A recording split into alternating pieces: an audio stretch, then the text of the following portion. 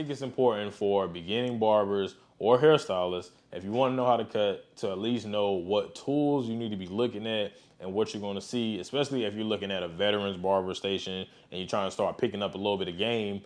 But sometimes you don't know what you're looking at because you're so new to it, or you may not be new to it, but it could be one of those things where you just don't know. You're used to using curling irons, used to using perm rods. I really don't even know if I know what I'm talking about from that aspect, but you may not be used to using clippers. So to start off, if you are an advanced barber, I'm going to be putting out some more stuff later, but you can still give me a view and a like on this video, and go ahead and subscribe if you haven't already subscribed. But this is mainly for beginning barbers and hairstylists so they can go ahead and get familiar with everything that we're going to talk about later on this channel. So typically at anybody's barber station, especially a veteran barber, you're going to have 3 types of clippers. So 3 main types of clippers outside of any type of shaver or any extra tool. You're going to have 3 main types of clippers. And these are the 3 things that I want you to just keep in mind. Start looking up things that you like about them, and start to retain some information on them, because it's only going to help you further in some of the knowledge that you're going to learn later on and some of the tutorials you're going to see from me if you already know the tools that I'm using. And a lot of things you won't have to go back and re-watch because you're going to already know what I'm talking about. All right, so the first thing you may see at some barber stations is a detachable clipper. As you see, this thing has some size on it, and with that size, it packs a lot of punch. When I say this mows through hair, it's not forgiving. This ain't like going to church. You can't do something and then think you're going to repent with these when it comes to hair. These are not forgiving. There is no give to them. So one thing I will say about these is that if you're going to be a beginning barber or hairstylist, I definitely wouldn't recommend you even buying a pair yet. I will wait till you get into like that advanced stage or where you feel more comfortable with going over and using the other tools that we're going to talk about later. Definitely don't buy these off the rip, because also the price point is actually different.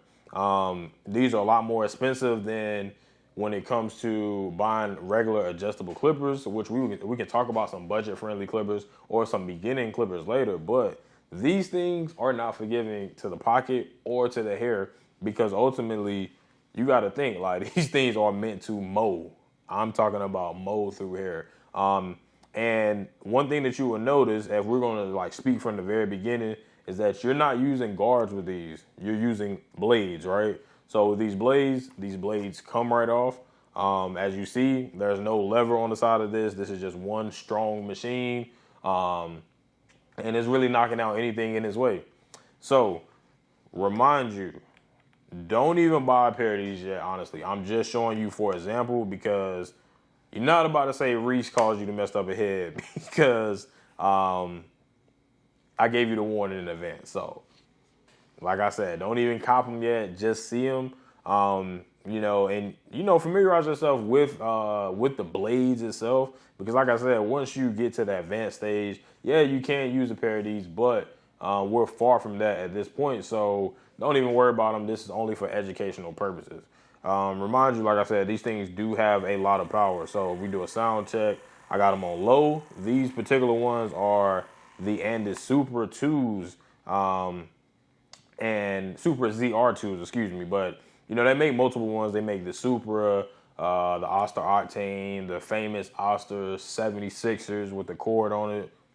Nobody really use cords no more. I don't. But anyway, yeah, so ultimately, like this thing right here, like I said, is non-forgiving. So you need to be in that advanced stage before you even use these. And let's do this a little sound check on them. So this is like when you first cut them on, you can kind of hear them. And I have this in a low setting right now. And you just bump it up.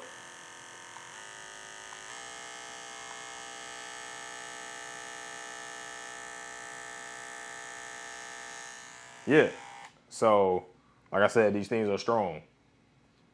And I'm reiterating my message, so y'all don't forget, because y'all cannot say that Reese caused you to mess somebody's hair up, because you didn't want to listen to me. So, like I said, it's for educational purposes only. But a detachable clipper is going to be one of the tools that you see at a barber station, especially an OG barber that's been doing this for a while, because they like to, you know, get their hair out the way and then do what they're going to do.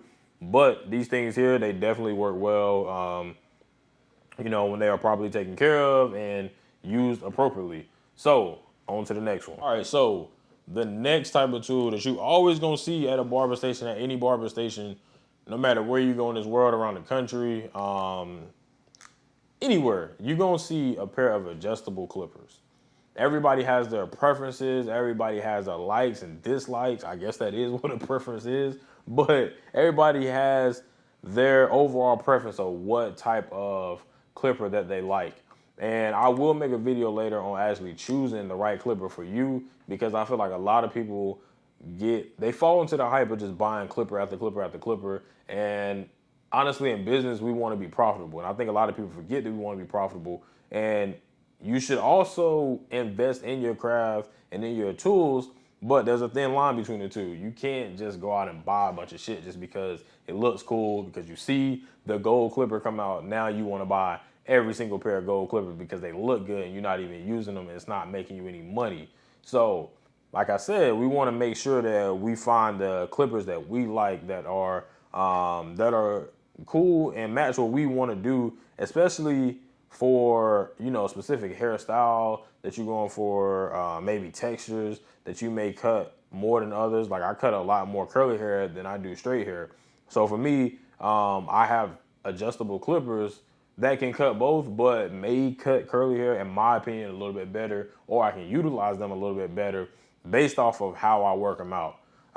So when I say adjustable, every adjustable clipper has this lever on the side, right? So if it has this lever on the side, this is an adjustable clipper. So what I mean by adjustable is, and we taking baby steps here. So understand that I just want you to get to know every piece of everything that I'm saying, because once we get going, we're not going back to this part. So I just want you to know every single part. So when you're looking at this adjustable clipper, the reason why it's adjustable, because obviously you see the size difference when we're moving this lever right here. It's adjusting from the lowest level all the way up to the highest level. And when you have an adjustable clipper, so let's just say if this thing is laying face down, laying down flat, on its back. So if this lever is all the way up, this is what we call closed, and the cutting blade, which is the blade that's closest to the machine, is closest to the outside blade, which is further away from the machine. So therefore you get a closer cut to the skin. And ultimately, this is like what you're going to use when you start in bald fades, when you blend out a line at the beginning, even when you have a guard on and you're taking something down, because in my opinion, clippers work better when they're closed in most cases. But there are some times where, you know, we'll go open, but we'll talk about that later as well. So when the clipper is all the way down, that's when it is all the way open. So therefore, the cutting blade is now away from the outside blade. So now we get a longer cut. It's more hair being left on the head. Dang, that was beating me up for a second. But it's more hair being left on the head when it is left open, because this blade is further away from this blade, so you have a little bit of space in between. So anytime we're fading, and let's just say if I say trigger play, when I say trigger play, I'm talking about this lever right here. This is when we start to adjust this level, you know, work things out within our fade, especially when we're going to get rid of dark spots, lines you can't blend out. This is how we're gonna get some of those lines out and adjust to the canvas that we are cutting on at that particular time. But like I said, we definitely want to find a pair of adjustable clippers that we actually like. You know, some of them fit better to certain people's hand size. Some are heavier than others. Some are more powerful than others. Some have more give than others. Still, even when it comes to adjustable clippers, just like we were talking about with the detachable. And what I mean by give is you can afford to, you know, kind of fix a mistake if you go a little bit too high, or if you cut off a piece of hair that you didn't really mean to. You want to have some clippers, especially starting out, that have a little bit of give to them. Even though we are going to strive for some perfection, we're not going to be perfect at the very beginning, which is okay, right? So a couple things to consider when you do have a adjustable clipper is you have some that are free moving, and you have some that have, you know, notches on them. So let's see if we can hear it click. So like I said, you have some that have the click on it, so you can kind of go in between. You can kind of count, you know, as you're blending up, you can like count if you want to. I don't really do that. We'll talk about that because typically what I'm doing with these particular clippers is either open, halfway, or closed. That's kind of my bread and butter. That's one thing that I've stuck by, and it's served me well so far. So that all depends on you. Like I said, there's a couple clippers I'm gonna recommend to you that's gonna have the click, and a couple of them that's not. Like depending on your handshake, some people like these because they have a pretty good fade on them. Some people don't like them because they hand smaller, and it's more like it's kind of like a flashlight type feel to it, in my opinion, because they got that got this round handle on it. So it's personal preference, honestly. And then another thing when it comes to preference is the actual blades on them. So when you have this flat blade right here, this is what I would call a fade blade.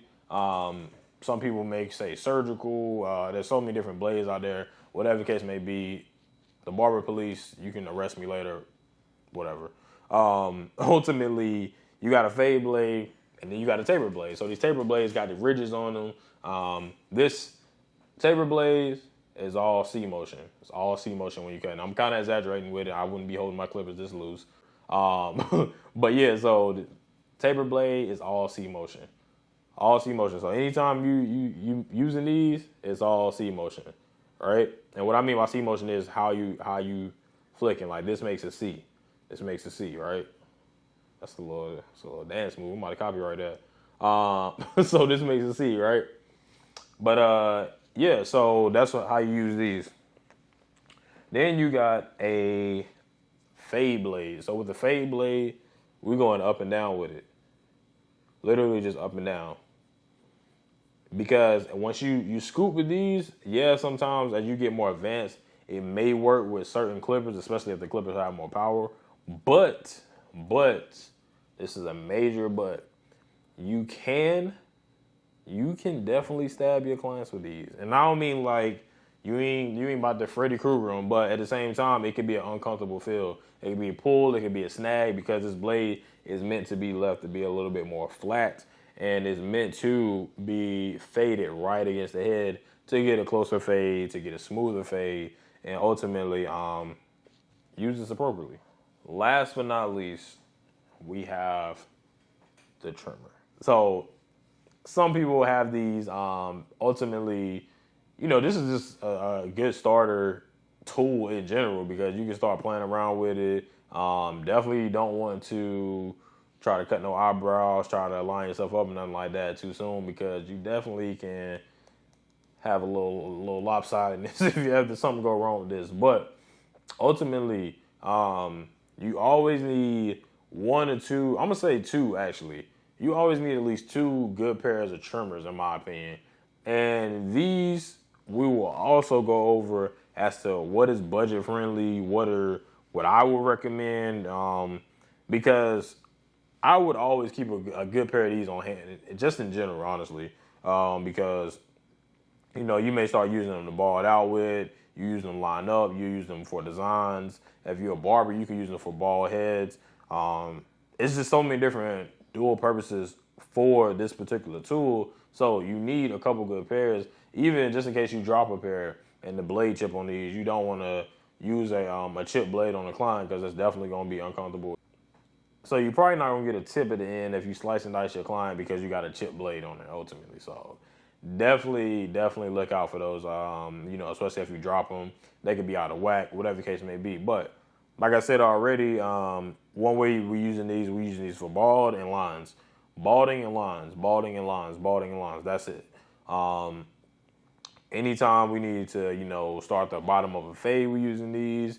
We'll, you know, get into that directly into the tutorials. But ultimately, like I said, I want to reiterate, have at least two good pairs of these. And also, if you are a beginner when it comes to cutting in general, or even if you're a vet and you just kind of like refreshing your skills, understand these do not have to be what is called zero gap, especially if you're just now getting comfortable with, you know, really, really using this tool, because a lot of people sending their clients out of the chair with war scars, and I even did it in the past. I'm not at fault. I ain't casting no stones. Trust me, I'm not at fault. I've done the same thing, but ultimately, and some people don't get it twisted. Some people do have sensitive skin at the end of the day, and it's kind of inevitable. So you try to be light with it, and there are people out there with sensitive skin, but more times than not, it can be some zero gap clippers that's making you pull a little Freddy Krueger on them. You know what I'm saying? You over there slicing dice, you really don't know it yet until they come back or until they waited some time and, you know, it's been a scar or whatever the case may be. So ultimately, I don't ever recommend you zero gapping these off the rip, because it's no need to. You're still trying to learn. We could talk about using some razor work to get some sharper lines, but ultimately, this needs to be, you know, I would go see a good barber that can adjust them for you if they're too dull. But sometimes a lot of these clipper companies giving them to you straight like that out the pack. I mean, they like that out the pack a lot of times. You probably just gotta let them run for a little bit, or, you know, make sure they oiled up good. But ultimately, they should be good most of the time for what you need it to do. And as you see, mine are zero gap. And what I mean by zero gap too, let me back up real quick. Let me put that thing in reverse there. Let me put it in reverse. Zero gap is when there's no cushion in between the cutting blade and the top blade. So right here, there would be no type of cushion. No cushion right here. And ultimately, this would be as sharp as it possibly can be as a tool. So you don't want that, especially at the very beginning where you have, you know, you're trying to figure it all out. Because when you're trying to figure it all out, yes, you're probably going to hit the line more than one time. You're probably going to be trying to make sure you get it just right. You're going to go over and over and over again, and then what's going to happen is that skin's going to split open if it's zero gap. So, I'm telling you right now, don't listen to what nobody else said. Listen to me. I'm the captain now.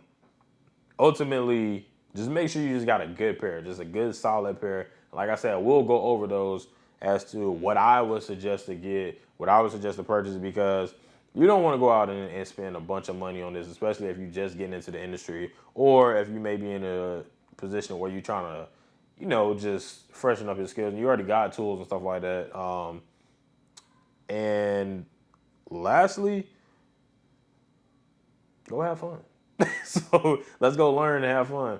So like I said, these are the top 3 tools that you're going to see at somebody's station, especially an OG barber or just a barber that's been in the game for a while. You're going to see all 3 for the most part, I would assume. But, yeah, so we literally just want to get that part out of the way before we hop into some of the tutorials that we're going to be, you know, dropping. And this is going to be a weekly thing. So, you know what I'm saying, turn your notifications. Make sure you're ready for me just like you're ready for your favorite show. We're going to start doing this thing weekly and start to learn together, start to grow some new barbers or barbers in your own right. And what I mean by that is, you know, you may be a hairstylist that you want to get into the game. You're tired of losing some clients to your barber friends. So we're going to help with all that. We're going to get nice together because there's plenty of hair for us to cut together. It's plenty of clients out here. It's enough money for all of us. Think about how many people in the world. Think about it. In the world, Craig. So, like I said, if you have not subscribed, go ahead and subscribe, like, comment, all that stuff, and go ahead and share it with your mama, your uncle, your auntie, everybody, man. Let them know your boy's on YouTube now.